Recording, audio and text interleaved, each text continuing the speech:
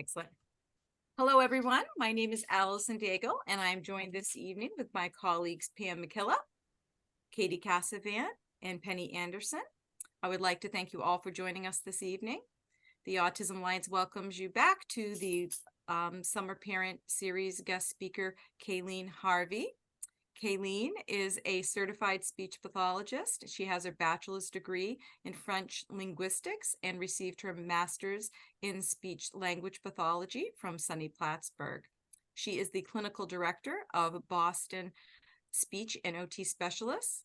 Kayleen is passionate and enthusiastic about play therapy and getting to know each individual child and family.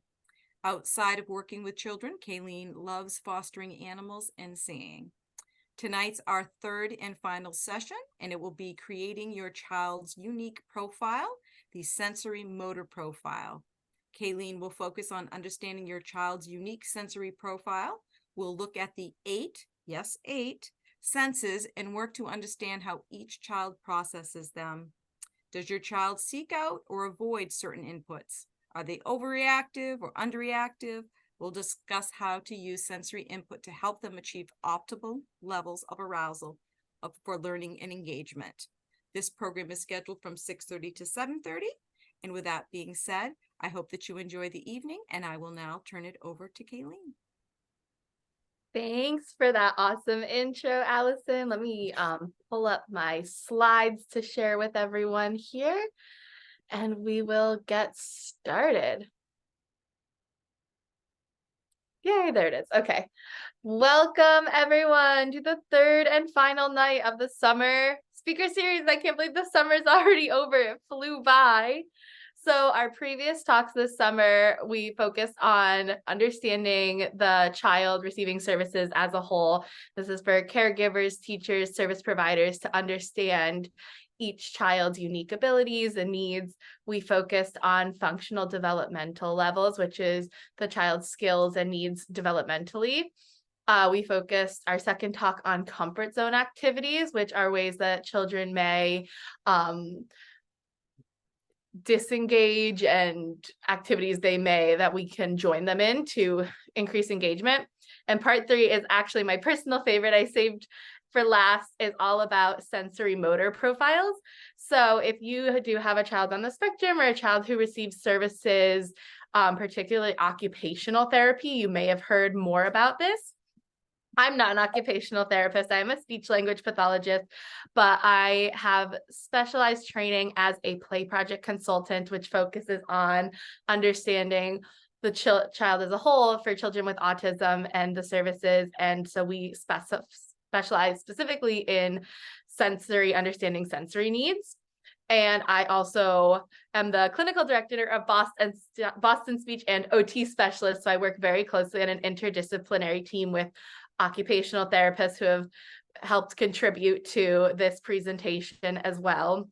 So if you have a kid in occupational therapy, some of this might sound familiar, but we're going to get into how your child integrates all of the senses, organizes them in their body, and how they react to certain types of input.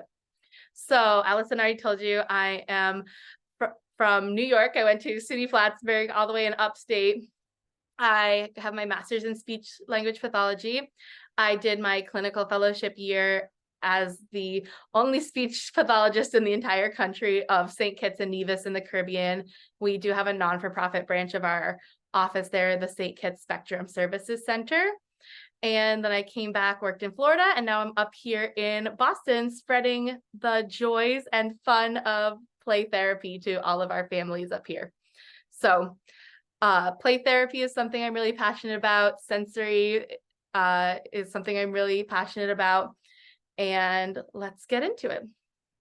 So when we were all growing up and in school, we learned about the 5 senses, right? The way we all interpret the world. We have our sense of sight, our sense of sound, our sense of touch, taste, and smell. Those were your 5 senses.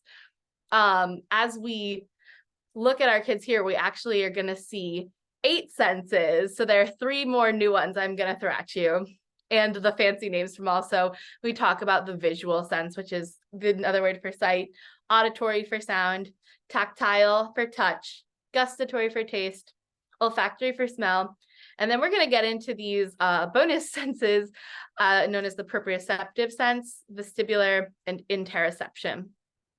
So what proprioception is, this is actually one of the most regulating sensations for kids.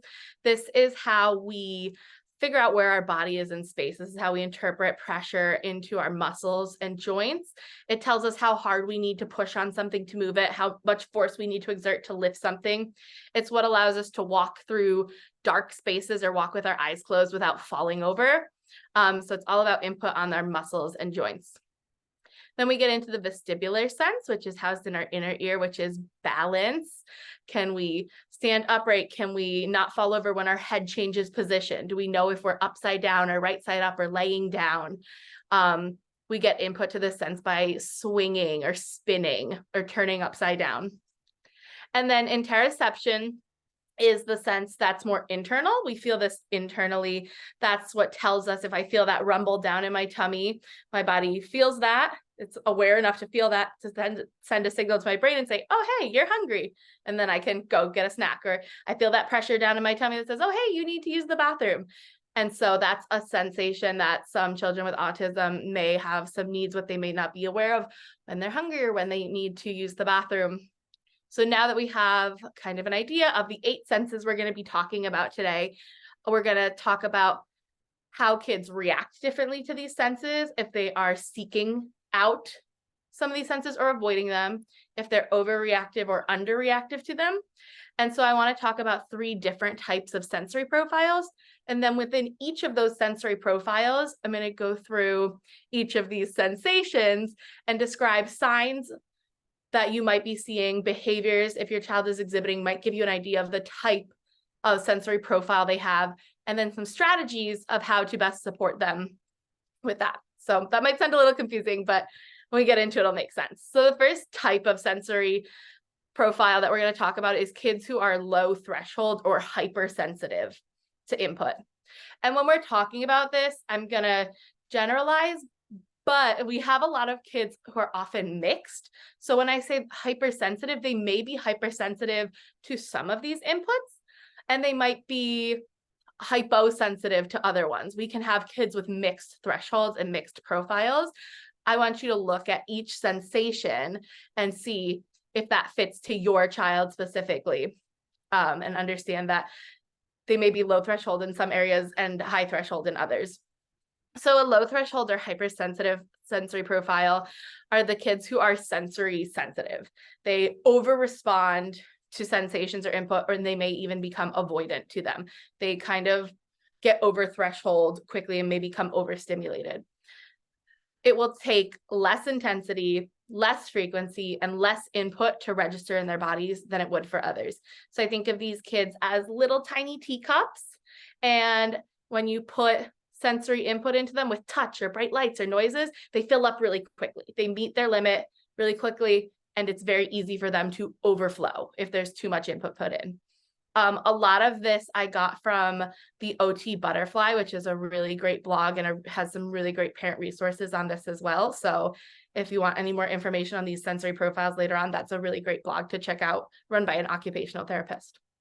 So our low threshold hypersensitive kids, we're now going to go through each of those senses and talk about what that would look like. So for the tactile sense, the sense of touch, we want to know if we have a kid who is hypersensitive to tactile input, what that would look like. That would look like a kid who avoids or fears getting messy. They might not want to eat finger foods. They might not want to do painting or slime. They're going to avoid that kind of stuff, maybe be a little tactily defensive to it. They might fight or refuse grooming activities. These are the kids that are like, don't brush my hair, don't brush my teeth, it hurts, I don't like how it feels. They might be walking on their tiptoes, dislike being barefoot. They don't want all that input of grass and floor touching their feet. It's just too much. They can be sensitive to certain fabrics. These are the kids who say, my clothes itch, my clothes are too tight, I don't like how it feels, I don't like how it fits. And they could also be picky about food textures. They may only want to eat crunchy foods or only soft foods or only foods that are predictably the same texture every time. So how can we support kids who are hypersensitive to this tactile input? So I always encourage parents and caregivers to keep the touch within the child's control. If they can brush their own hair or brush their own teeth, try to let them do it so they're in control. They know when it's coming. It's a little more predictable. If you still have to do it, use a mirror instead of just doing it at the kitchen table and coming in where they can't see what's happening. Place a mirror in front of them and tell them, okay, I'm going to do 5 brushes, or we're going to do this side, then this side. They can see it coming in. They can predict and prepare for that sensory input. Adapt the activities so they can participate. So if the other kids are doing slime and they're like, I just can't do it. I don't like touching slime. It's too much input for me tactily. Can you provide little spoons or something else that they can use to dig in it so they don't actually have to touch that thing? But it's also good exposure to try and explore within their control. And then have them engage in heavy work before and after tactile play activities. I'm going to talk a lot about heavy work tonight. This is what all my OTs swear by. It's one of the most regulating activities you can do. And these are activities that engage the proprioceptive sense, those muscles and joints we were talking about earlier. And I'm going to give some examples of that as we go on as well. So while we're going through this, be thinking about your kid. Does this sound like something my kid or my students do? Are they tactily defensive? We're starting to understand their sensory profile. They might be hypersensitive to tactile input. What about auditory input? If a kid is sensitive or hypersensitive to auditory input, we're going to see them engaging in fight or flight with sudden noises. Music comes on, blenders come on, vacuums, toilets, loud noises can cause them to have big reactions. They might run away. They might lash out or hit or jerk their body. It's shocking. And again, that's a lot of liquid pouring into their little teacup and it just overflows. They can become overstimulated really easily by auditory input. They may have difficulty filtering background noises. So if you're talking to them while the TV's on or music is playing or other people are talking, they might not be able to focus on what you're saying. They may notice subtle sounds in the environment that other people don't notice. I have one student who comes in and will be in my office and all of a sudden he'll be like, what's that noise? I'll be like, oh, I didn't hear anything, but like the refrigerator will have kicked in or the air will have kicked on. It's just a simple little sound that he hears that I don't even notice. So they're hypersensitive and hyper aware of those sounds. And they may complain about the volume. That's so loud. Why is he talking so loud? Why is that alarm still going off? Repetitive sounds. So we can support these kids by providing some noise reducing headphones if they want to wear them. Give a warning or a countdown before turning on a loud appliance. Hey, I have to use the blender to make breakfast right now. I'm letting you know I'm going to turn it on. And then on top of that, allowing opportunities to leave. Hey, I'm going to turn the blender on. You're welcome to leave. And that leads into teaching them self-advocacy. Oh, if you're going to teaching them eventually say, oh, if you're going to turn that on, I really don't like that sound. I'm going to excuse myself. Or can I leave the bathroom before you flush, please? Because it hurts my ears. Then we will get into the vestibular sense. So kids who are hypersensitive to vestibular input, again, we might see fight, flight, or fright with uneven or unsteady surfaces. These are the kids who don't want to go over the bridges on the playground. They don't like trampolines, elevator swings, anything where the ground's not steady. And they feel they might fall over or have a change of head position that's sudden. They might be fearful of riding bikes or scooters. They might get car sick easily. They're not able to organize into their body all that movement through space. Into their sense of balance. And they might have poor balance as well. These might be the kids who are a little wobbly on their feet. So we can support kids with hypersensitive vestibular systems by allowing movement to be active, not passive. Instead of putting them on a swing, which is just your head changing position, a lot of vestibular input and us pushing them and being in charge of it, we can encourage them to crawl on it or push with their own feet, pump or kick off the ground so that they're in charge of the movement. It's a little more predictable. And again, engaging in some heavy work before and after movement. Do something really regulating before we do something that's going to involve movement that might be overstimulating to them. And we're never going to force them to explore movement challenges. And like, you have to go on this swing or you have to go on this trampoline. They can watch you go on it. They can watch friends go on it. And we'll allow for natural curiosity and exploration as they feel ready. The next one is taste and smell. So I kind of lumped that gustatory and olfactory senses together because they tend to go hand in hand. So kids who are hypersensitive to taste and smell are going to be our picky eaters. They have big reactions to strong smells or tastes they don't like. They may gag, they may even vomit at the smell, taste, or even sight of certain foods that they don't like. They may show more extreme reactions to tastes and smells that others don't notice. Like, oh my gosh, that's so spicy, to something that just has a little bit of pepper in it. So we can support these kids by avoiding, again, we're not going to force kids to do something that are uncomfortable or dysregulating, especially within their sensory system. So there's no, you have to eat this. We're not going to force. We're going to provide opportunities for food exploration. And when we do that, so say you have a kid who only eats chicken nuggets and we really want them eating broccoli. So we'll put broccoli on the plate and give them a chance to explore and be near it. But we're also still going to put the chicken nuggets on the plate. So they have that sense of safety and familiarity and something that they're able to go back to between. And then we want to use objective words when describing foods instead of, oh my gosh, it's so yummy. I love broccoli. Or, oh, that's so yucky. We're going to stick to the facts. Oh, look, it's green. It's soft. We want them to form their own opinions on the food. Next is the visual sense. So kids who are hypersensitive to visual input may be easily distracted or overwhelmed by bright lights, colors, clutter, may not be able to pay attention or find things if the room is cluttered. We may see excessive blinking, difficulty completing work on worksheets that are really busy. So if a teacher gives them a worksheet with 20 questions on them, it's really hard to focus on the one I need to do. So we can advocate in the classroom as well to pare down kind of the worksheets and maybe provide just one problem per page. And even their work area, having it a little less cluttered so they're able to focus and distinguish from objects and fields. They may have a hard time finding objects in a busy area too. So if you say, hey, go grab your cup off the table and the table has things all over it, they may not be able to find it because it's really overwhelming visually. So we can support them by keeping clutter to a minimum in the room and the environment. I encourage teachers, and I myself use curtains or dividers to hide shelves or materials that aren't in use. If you have little doors on your material cabinets, anything you're not using, keep out of sight so it's not distracting or overwhelming. Offer opportunities to use sunglasses outside, and then try to create a dimly lit sensory corner where they're able to, again, advocate to go to when they need a break if they're feeling like the environment is just too hectic.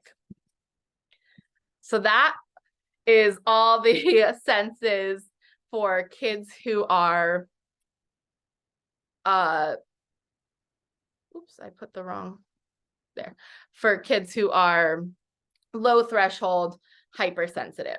So you may say, yeah, some of that fit with my kid. My child is hypersensitive to visual stuff, but that vestibular section didn't quite sound like it fits him or her. So now we're going to move into the next type of sensory profile, which is high threshold. So instead of low threshold, these kids have a high threshold for sensory input, but they have a low registration of it. So these kids are under responsive. They're hyposensitive. They may kind of seem like bystanders. They have a high threshold for sensory input. Instead of a little teacup, these kids are a big old pitcher, a gallon. It takes a lot of input, a lot of intensity, a lot of frequency, and a lot of duration for it to even register in their bodies. They're underreactive. So we think of them as this big pitcher, and it takes a lot of input to fill up. Otherwise, they might just kind of seem uninterested or like not seeking stuff out because it just takes so much for those inputs to even register in their body before they react to it. So for a kid who is high threshold, low registration in the tactile sense, this kid might not even notice that they're being touched. You could walk up and touch them on the shoulder and they won't turn to you and you're like, hey, and they're like, oh, I didn't feel that. I didn't even realize that was happening. They may finish eating and have food all over their face and just go to walk away. They won't register the sensation that there's mess on them, paint or food or stuff left all over their face or hands, because it's just not enough input to register with them yet. And they may have a high pain tolerance. They may bump into the shelf or get knocked over by a friend. You're like, oh my goodness, are you okay? And they're like, yep, pop right back up. I didn't even feel that. I'm okay. So we can support these kids by allowing access to a lot of sensory input. I like to do sensory bins, rice, oats, water, all sorts of different textures that they can feel and be provided input with. Outdoor play is one of the most, sensory rich opportunities for kids. They can get their hands in the dirt and they can run and swing and touch everything they need to and feel all those different textures. baking, getting their hands in there and mixing together dough and rolling things out and just getting all that input till it registers in their body and we're able to fill up that pitcher a little more to get them up to that optimal arousal level. And then I also will add another form of input. So if they're not quite getting the tactile, let's provide visual feedback to enhance that touch sensation. While you're playing with a ball, you can talk about how it feels and visual properties. Oh, it's so bumpy. Do you feel that? And encourage them to talk about what they're feeling so that it registers and integrates into their body a little more. For a kid who is high threshold for auditory input, some signs of that is they may miss details when provided with verbal instructions. You'll say, hey, go get the blue cup. And they come back with the red cup. And you're like, I said blue cup. And they're like, oh, I missed that. Didn't get that. They may not hear or register certain sounds that others hear. So you can be like, oh my gosh, what's that sound? That alarm's been going off for 20 minutes. And they're like, oh, it has? It didn't register to me. I didn't hear that. So we can support that by pairing verbal instructions with visual cues. If they're not quite registering that auditory input, again, pairing another type of input with it is going to be very supporting. So I like creating visual schedules for these kids instead of telling them, go put on your shoes, then get dressed, then brush your teeth, then have breakfast, which is too much information at once and might not register anyway. Doing a visual schedule so that when they finish an activity, they see what they need to do, a little picture of their toothbrush, and then when it's done, they can move it over to the little done side so they can visually see on top of the auditory instructions. And then I keep my instructions simple, clear, and loud, and to 1 or 2 steps max at a time so that it registers clearly. Instead of, again, go get your shoes and brush your teeth and this and that, I say, put on your blue shoes. Boom, once that's done, I'll give the next instruction. For kids who are have low registration of vestibular input, we may see them just being able to spin and spin and spin or swing and swing and swing and not get dizzy or not feel sick. They don't feel or notice the movement quite as much as other kids. But at the same time, they won't necessarily seek out the movement either. So they need a lot of it, but it's not even necessarily registering in them that they need it. So we need to initiate more movement activities to meet that need because they may not seek it out to initiate that themselves. They also may have poor balance or appear clumsy. So again, we're going to engage in a lot of movement before having them do quiet seated activities. So if we know we're going on a long car ride or we know we're going to a sit down restaurant, let's do a lot of movement and swinging and rolling and sliding before we go to that, just so that they're a little more alert and their pitcher is a little more filled up. They also may need more motivating movement strategies as they won't always independently seek them out. So you can't always just go do this because I said so. It may be, come help me build a pillow fort. Come on, let's do a laundry together. You're going to help me do this. It may need to have be made really motivating and be done as an activity that you guys do together as a family. Next, again, that taste and smell is lumped together. So kids who have high threshold for taste and smell input, they may not notice certain smell that other kids notice. Kids may be like, oh my gosh, what's that smell? And they're like, oh, I didn't notice that. And they may not react to extreme flavor profiles. They could bite into a lemon or eat a spoonful of hot sauce without even having a strong reaction. So we can support them by exploring different sensory experiences, providing foods of all different textures and flavors. Give them stuff that's crunchy and chewy and sour and salty and soft and smoothies and everything, just to expose them to a lot of that input over a longer duration. And we can also use scents to increase arousal too. So again, it takes strong scents for it to register with them. So strong scents such as citrus or peppermint during bath time or within sensory play, exposing them to just more of that to increase that arousal level and register it within their bodies. And we'll get into kids who have low registration of visual input. So these kids may have difficulty finding objects again in a cluttered space or noticing visual boundaries on paper. When they get those little lines to write their letters, they may go way outside of them or they may be really small in there. They're not noticing those visual boundaries. And they may have difficulty tracking moving objects, so they might not be so great at catching a ball that's thrown at them or jumping at the right time for the jump rope because that visual tracking is just lagging and not registering so much with them. So we can support them by using bright colors, bolded words to increase attention to important visual cues on papers in the classroom or things that you're doing at home. And again, pairing sensory modes is one of the best ways to integrate into their bodies. So we can pair the visual cues with another sensory mode. If we're doing that visual schedule, I might go through it with them as they're playing with sand or shaving cream or rice or a sensory bin or something like that, so that there's a little more registration, a little more arousal happening. And then we get into proprioception. This is what I was talking about. That's kind of like the ultimate regulator, that heavy work, muscles and joints. So kids with low registration of proprioceptive input are going to be seeking it out. They're going to stomp their feet into the ground. They're going to push too hard on objects. When they go to open the door, they might slam it open, or they go to pick up the laundry basket, it might go flying because they're just putting too much work into it. They think it needs more because they're not feeling it. When it's just the typical amount, it's not enough for them. They may bump into peers, knock into tables and doors, and just appear clumsy overall. And they may display poor posture, poor body awareness, lean on furniture, lean on people. They're just kind of seeking out that input of some pressure from proprioception. So again, we're going to find ways to incorporate heavy work. Here are some of the examples of heavy work I was talking about. This works for kids of all sensory profiles. Heavy work is the universal regulator. So have them hop, jump, crawl, do animal walks, do laundry with you, build a pillow fort, do yoga, chew gum, anything that's going to provide input to their muscles and joints and pressure that helps them orient where they are in space and ground them a little bit. It's very, very calming input. And that gets us to our third and final type of sensory profile that I'm going to talk today. So if you have a good idea so far of your kid or your students and oh yeah, they're a high threshold, low registration, visual sensory profile, but they have a low threshold,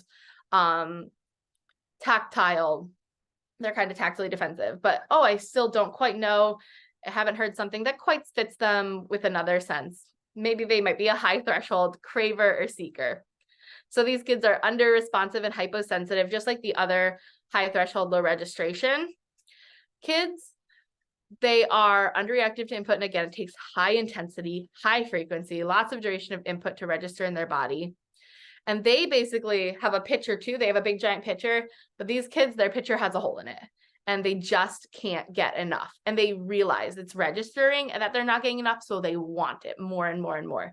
We have to use lots of input for these kids, but we can't just tell them go run around outside or get your energy out, because these kids are going to be high energy seeking out input.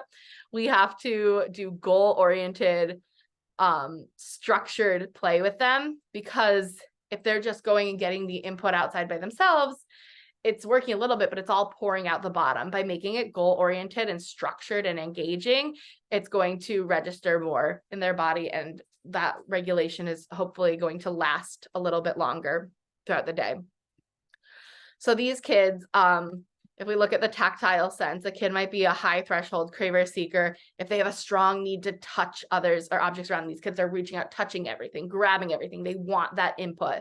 They might seem really impulsive. You're like, hey, stop. Why can't you stop yourself? You know, you're not supposed to just pull things off the shelf in the store. They seem really impulsive. And again, a high pain tolerance. They may not be fazed by injuries. They might run right into the wall and bounce off and keep going. So we can provide these kids with transition objects. So if you are going to be waiting to sit in a restaurant or a car ride, giving them, and they're tactily seeking a lot of tactile input, giving them something that they can hold on to, a stress ball, a Rubik's Cube, something to do with their hands. And that goes for like waiting in general. It's hard for sensory seekers, but it's also hard for kids in general, because the concept of waiting is so abstract. I can't see waiting. I can't touch waiting. So if we tell them to wait, that's super abstract and they don't know what to do. So by providing an object or an activity to fill that time is going to make it a little more predictable and also then meet their sensory needs. And again, allowing a lot of opportunities to engage with high levels of input, sensory bins, outdoor play, baking with their hands, running, jumping, heavy work, all that sort of stuff. We want these kids to have a lot of input in a goal-directed way. So these kids, when we see their, oh no, how do I go back? Auditory sense, so their sense of hearing, these cravers and seekers might hum. or sing under their breath or speak loudly. They may constantly want to be hearing noise. And if there's not enough noise in their environment, they're going to create it to meet that need because they want that input. A little note on this one, this is why sensory profiles are so important and so individualized to each kid, because it might be difficult to differentiate if they're humming under their breath. One person might say, oh, they're seeking out auditory input because they're making noise. But you might also have to think, or are they seeking out vibrational, that tactile input from the vibrations of the humming in their throat that creates? Or are they actually a low threshold kid who is humming because the environment is overstimulating and they're trying to tune it out? That's why knowing each kid individually and seeing how their profile as a whole comes together. These kids might also prefer to listen to music or watch TV at a really high volume. This is when you're saying, turn that down. It's so loud. But they crave that input. So we can offer them use of headphones for the music or TV. Obviously, we still want it at a reasonable level. We don't want them to have any hearing loss at a young age, but that way it's a little more direct to their ears and it's not so loud for everyone else in the household. I also like to encourage parents to set specific times of the day where they can play with loud toys, or a specific area where you can be loud or play your musical instruments. Obviously, we'd get a headache if they did it all day, but knowing that they have a structured time to meet those sensory needs. And talk to your OT about therapeutic listening programs. There's some really great programs that our OTs use where they put on headphones and the kids, they play different songs and different stories, and it increases the kids' attention and regulation by really engaging their auditory system. And we'll get into vestibular input for these cravers and seekers. Kids who are craving and seeking a lot of vestibular input are constantly wiggling and moving. They enjoy intense movement. They want you to push them really high on the swing. They want to spin around. They want to go really fast. And they might be moving so fast and not really paying attention to what's going on around them that they fall or bump into people or bump into objects frequently.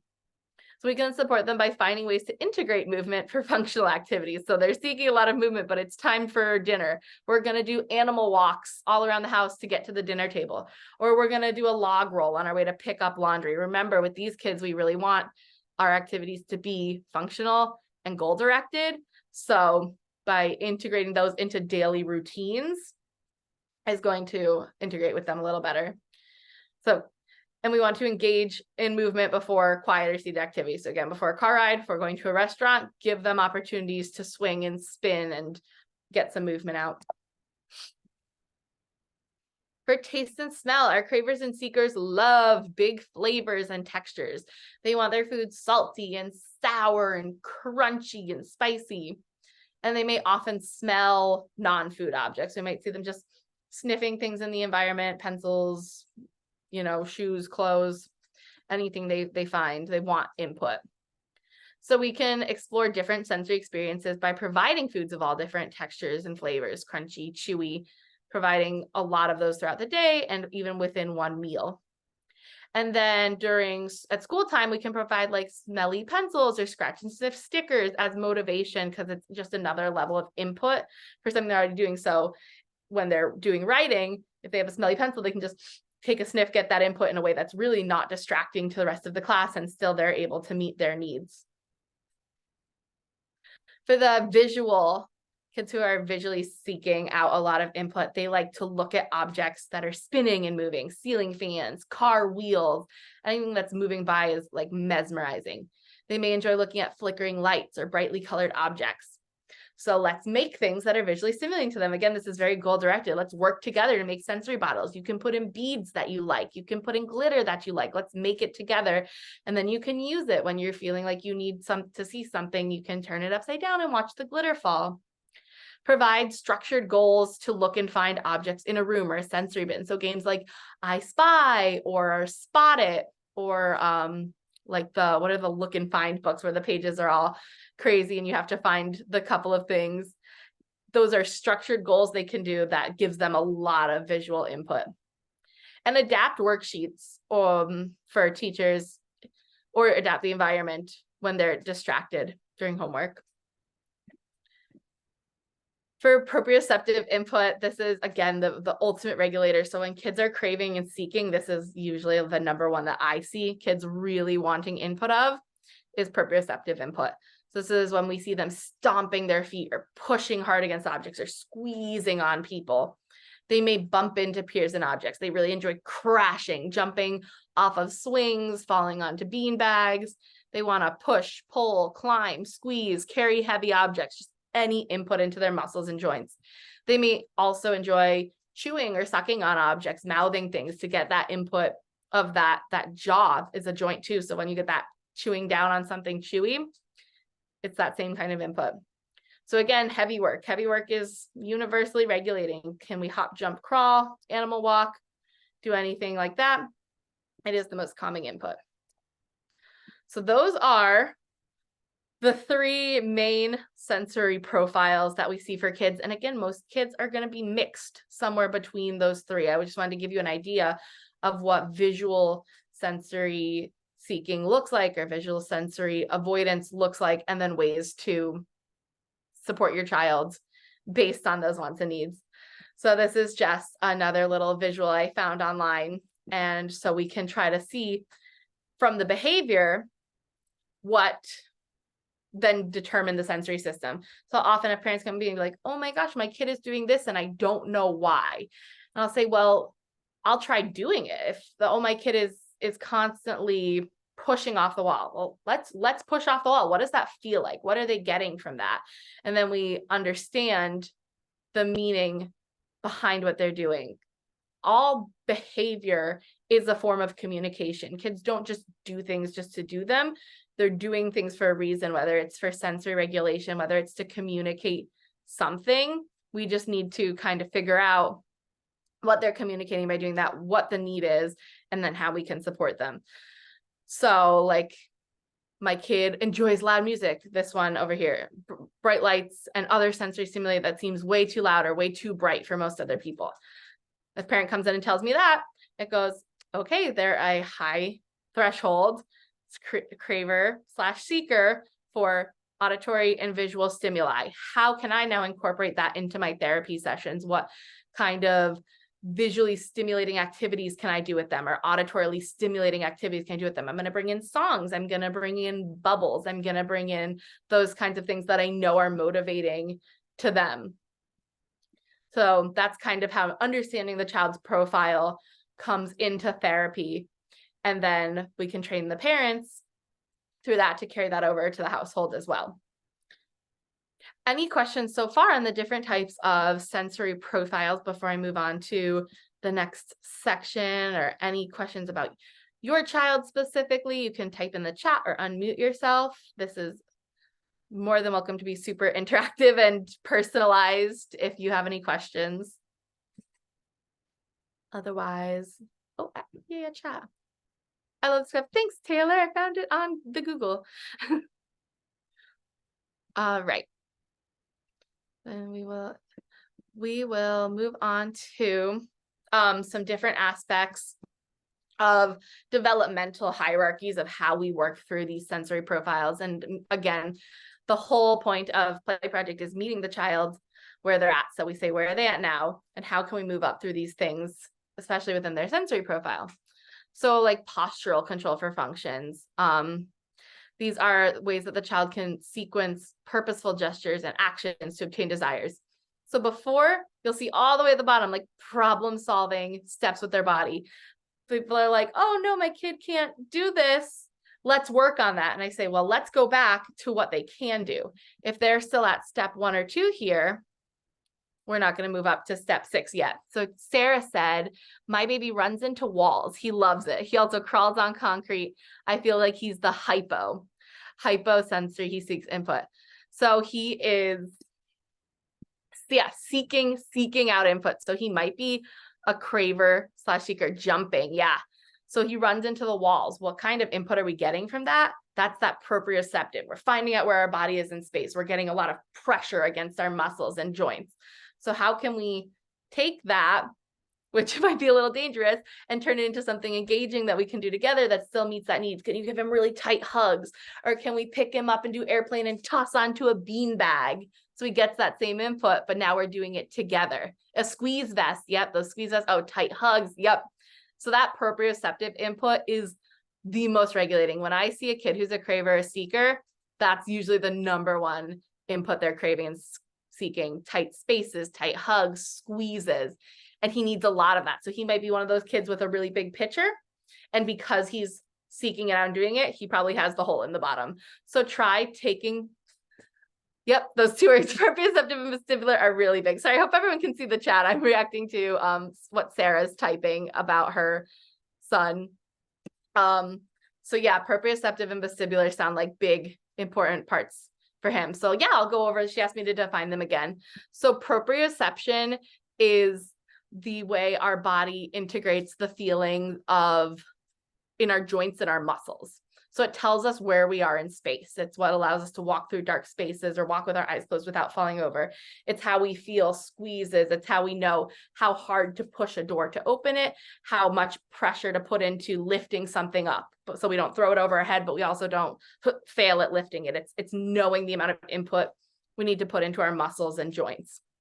And then vestibular is the sense of balance. This is the change in head postures, spinning, movements in a car, and being able to regulate those senses.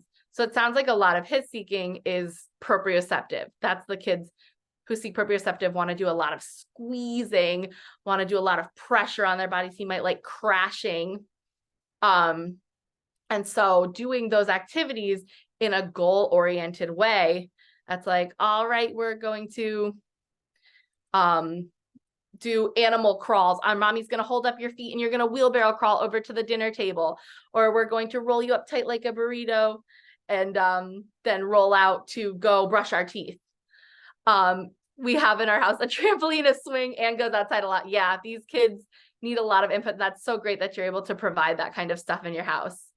And I think Taylor asked you about the squeeze vest. So is it like, does it squeeze him, or it's compression? Oh, a blanket around him like Baby Yoda. That's so cute. Yeah, compression. So it's just like tight, kind of that lycra fabric. So it just kind of gives them that little bit of squish that provides a little bit of proprioceptive input. And Sarah said she got that on Amazon. So that's a great resource for parents too. If that's something your child's seeking out and you're not always able to be there to give hugs, a little vest that can be a hug you can wear is a great resource for sure. Compression sheets. That's so cool. Apparently they make compression sheets too. I've never heard of that. Very cool. See, we all are learning new things tonight. All right. So I went over to this. All right. So then how do these sensory aspects build into skills? So the response to sounds, gestures, verbal communication. So this is auditory and visual. How can kids respond to these sounds and gestures that they're seeing for communication? So our observations of the child's ability to attune and orient to the auditory environment, to affect and to gestures, lead to seeing how they comprehend words with the benefit of signs, gestures, and visual strategies. So step number one, can the child even orient to the auditory source in the environment? If you make a sound, will they turn to you? If the radio turns on over there, will they look at it? And once they're regulated and stimulable for these things in their sensory profile, we can move up. They can then attune to tones in people's vocalizations. They can switch their attention back and forth between themselves and others to have a conversation. And then come those really important skills much later on: following directions, understanding WH questions, answering WH questions, and engaging in conversation. So as a speech therapist, again, a lot of caregivers come in and say, well, I want my kid to follow directions. And their kid is underreactive to auditory input and not even turning to me when I talk. And I say, we need to go back to step one, meet your child exactly where they are, and then work up to those skills. Those skills are possible. We can get there, but we're not going to get there if we start at the top, because he's not there yet. We need to build those strong foundational skills and build upon those. And sensory regulation is the strongest foundation we can have. If a kid is feeling good in their body, if they're able to engage and have all their needs met, and their cup is filled just right, but it's not overflowing and it's not empty, that's when they're in the perfect zone to learn. We can't learn if we're not even rousable, and we can't learn if we're way overstimulated. We need to get them to that optimal zone of arousal, which is the optimal time for learning. So that's where we start. And that's why understanding each kid's sensory motor profile is so important. Then we'll get into, so the visual environment. We want to start with Can they even observe and focus on desired objects? Are they rousable enough to look at things? Are they overstimulated by the toys we're using? We want to use visual spatial strategies systematically to explore and discriminate between desired objects. So if they can focus on a desired object, then we can alternate gaze, and then we can initiate joint attention. They can look to you and look back to the thing without becoming overstimulated, or they can be motivated to do those things. And Sarah said that Marcus, our son, touches everything, and he uses his fingers to orient himself. Yeah, so a lot of tactile input, wanting to touch everything, and maybe some visual discrimination, using his finger to find certain things. So it's so great that you're understanding and seeing now all these behaviors that he's using have meanings or are meeting some sensory need. And it's so important because then we understand where these behaviors are coming from. Yep, and then up through the hierarchy. Sorry, I'm going to start going fast because I know we're getting to the end and I want time for questions. So this all leads to praxis. Praxis is our executive function in our prefrontal cortex. This encompasses all of these individual processing differences. And it starts with the child's ideation. Can they initiate ideas in play with clear goals and purpose? When they're feeling good in their body, they can do that. Then they can plan it out. Can I associate the sensory perception from my body, from what I'm seeing, from what I'm hearing, from what I'm feeling, to then develop a plan? Then can I develop a set of steps of a sequence? Can I have execution where I can execute the steps of that sequence? And then this is the hardest level. This is like, a lot of grown-ups can't do this. Can we adapt the plan if it doesn't work? Or if another child or peer interferes with our actions? Can we regulate ourselves enough to not have a big reaction to that and to continue with our plan? So that's why sensory is so important, because these kids need all those skills to come together to form plans and to problem solve and to adapt and execute things in life. I am going to whip through some of these challenging sensory behaviors. If you have any, these are the challenging sensory behaviors I see most often that caregivers will come in, or camp counselors, or whoever I'm working will say, oh my gosh, the kid is doing this and I don't know why and I don't know how to respond. So we'll run through eloping, hitting, kicking, spitting, toiling accidents, throwing and dumping toys and materials, and difficulty with transitions. If one of these specifically applies most to you or your child, let me know. We'll spend a little more time on it, but we do only have less than 10 minutes and I want to leave time. So I told you I could talk about sensory all day long. So kids who are eloping and running away, we want to understand what's going on, what the reason is behind this. So step number one, when I'm talking to teachers, camp counselors, any professionals working with kids, if there's a child with a known tendency for elopement, which if they do, you probably know, mom or dad will tell you, he's a runner, she's a runner, keep an eye on them. Have a specific person assigned to keep tabs on them. Safety is always going to be first and foremost. And then I like to engage these kids in impulse control activities. So we'll play games like red light, green light, Simon Says, Mother May I, where they have to start to understand cause and effect, but it's in a fun, functional way. And then we allow these kids to have movement. If it's sensory seeking, movement during group activities. You don't have to sit in a chair at the table. You can stand at the table, or you can sit on a wobble stool or a mat or a yoga ball, or any way so you can get that input to, instead of getting that input through running, we can get it in a way that keeps you with the group. Hitting and kicking, can we determine the cause first and foremost? Are they sensory seeking? Are they wanting tactile input, proprioceptive input, or are they acting out of frustration? I do have a slide on differentiating between meltdowns and tantrums, because that's a big one. So we'll hopefully get to that. And then offering alternatives. So if they are doing it from a sensory basis of seeking, they're really excited, and so they're hitting other kids, let's offer an alternative. We can't hit our friends, but we can hit this pillow, or we can go do a crash on the crash pad, or we can kick down this tower of blocks. Spitting. This is often due to frustration. When they're having a hard time, they'll use oral sensory stimulation, which is another really calming sensory input, right? So that's one that we develop really early. So instead of no spitting, we can't spit here, but would you like to go to the bathroom, and we can spit into the sink, or we can spit into the toilet. And then, functional consequences once they're calmed down, once they're regulated again. All right, you spit on the floor, come help me wipe it up. And then making sure that that oral sensory need is met throughout the day, if they are a seeker, offering a variety of textures and flavors of snacks. Toileting accidents, they happen. Again, we talked about interoception earlier, which is the comprehension of internal sensations. So interoception may be poor, Try not to overreact, and always just provide a change of clothes and try to set up a toileting schedule. If your kid is throwing and dumping a lot of their toys, this is often done to seek out visual or auditory input. So they like to see all the toys fall out of the bucket. They like to hear the loud crash. So how can we provide an alternative input that gets that need met? Can we build a block tower for them to knock down? Can we do bubble blowing? Can we provide soft toys that they are allowed to dump? And keep, limited toys in the area when they're not being used, so there's just less access to dumping. And then difficulty with transitions. Transitions are hard for everyone. So when we're moving between activities or spaces, try to provide verbal warnings, visual timers, first then boards, one last slide, and then we have to go. And I find one of the best ways to get kids out of places is providing an illusion of choice. So instead of saying, come on, it's time to go, where you're just telling them what to do and they have no say in it, they're less likely to comply. But if we say, it's time to go, do you want to hop like bunnies to the car? Do you want me to give you a piggyback ride? The it's time to go is now no longer an option. That's what we're doing. But here you still have a choice over the matter. You still have some control over the situation, and you get to choose how we're leaving. So a lot of kids who have difficulty with transitions respond well to that. The main difference between a meltdown and a tantrum. So meltdown is what we see with sensory needs, are based in sensory needs. They are overloaded or underloaded, and this will continue regardless of observation. That's the main difference between a meltdown and a tantrum. I often have people ask, like, well, how do I respond? Why are you giving him what he wants? He's just being bad.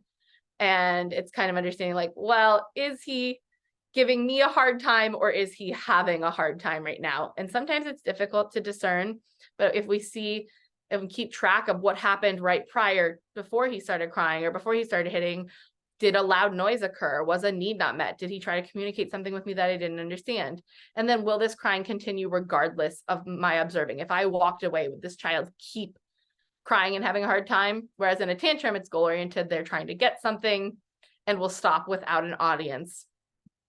So those are the main just love that you say that all behavior is communication.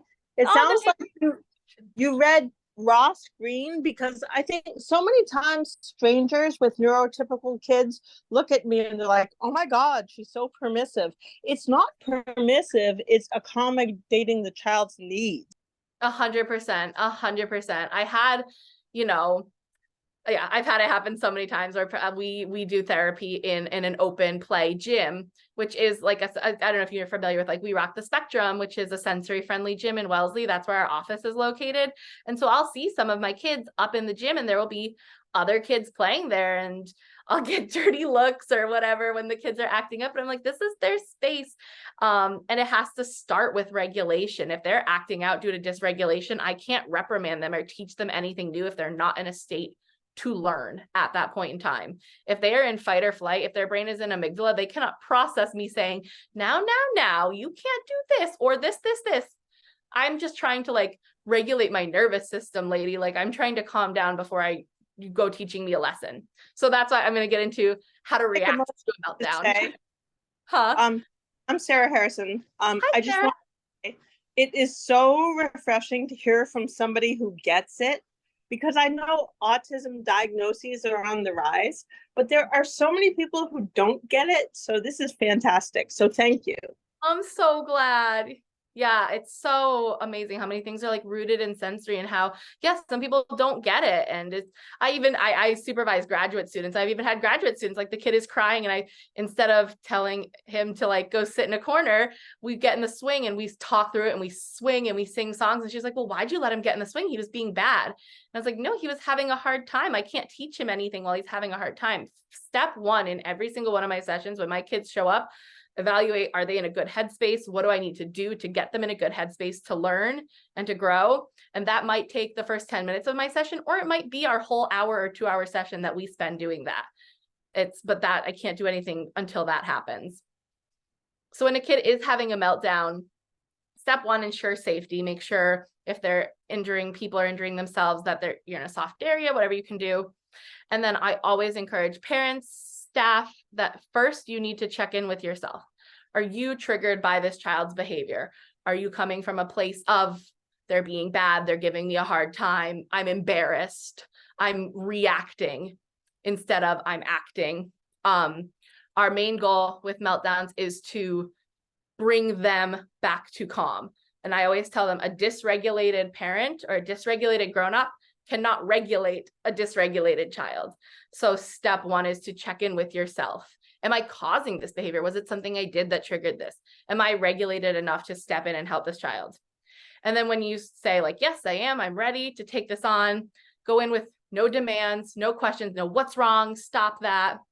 It has to be regulation before consequence. I go in with a hug. I go in with proprioceptive input, squeezes, foot massages, hand massages, and develop a calming routine that works for you and your child. Know what their profile is, know what they need to calm down, and be ready to implement that. Setting clear boundaries prior to a meltdown. Instead of just saying, no, we can't do that, try if then. Provide the chance. You can do that. You can throw your toys. If you throw that toy, then it's going away. So there's boundaries. You understand your action isn't restricted, but if you do it, there will be a consequence. And I set an outer limit too with teachers. They're like, well, he's not sitting at the table. We're doing coloring and he's not sitting at the table. That's okay. Set an outer limit. You don't have to color. You don't have to engage with this activity, but you can't leave this room. You need to be within my eyesight. You can join when you feel ready. And have everyone on the same page. If the answer is no from mom, the answer is no from dad, the answer is no from babysitter. It's very confusing if the answer changes from person to person, and stick to your decision. And you do not have to answer every question. Sometimes kids will be like, but why? But why? You can answer once. And then just patience. You might have to take time to yourself to do whatever you need to do for yourself to be in a good headspace to interact with that child.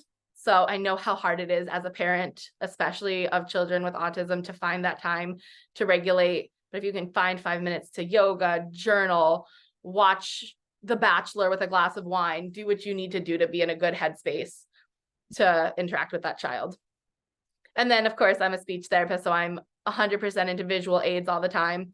Words are really abstract sometimes. If I tell a kid something, that might not mean anything to them. Can I add a visual aid? I use visual schedules. I use choice boards for calm down activities, choice boards for play activities, yes and no cards, yes and no buttons, green choices and red choices, if then boards for consequences. We want these things to be as concrete as possible rather than just the abstract nature of words and telling them what they can and can't do. Whew, we made it through. I'm sorry I had to rush so much in that final section. That was like an important one, but I just wanted to make sure I got to everything. 1 minute over, but we did it.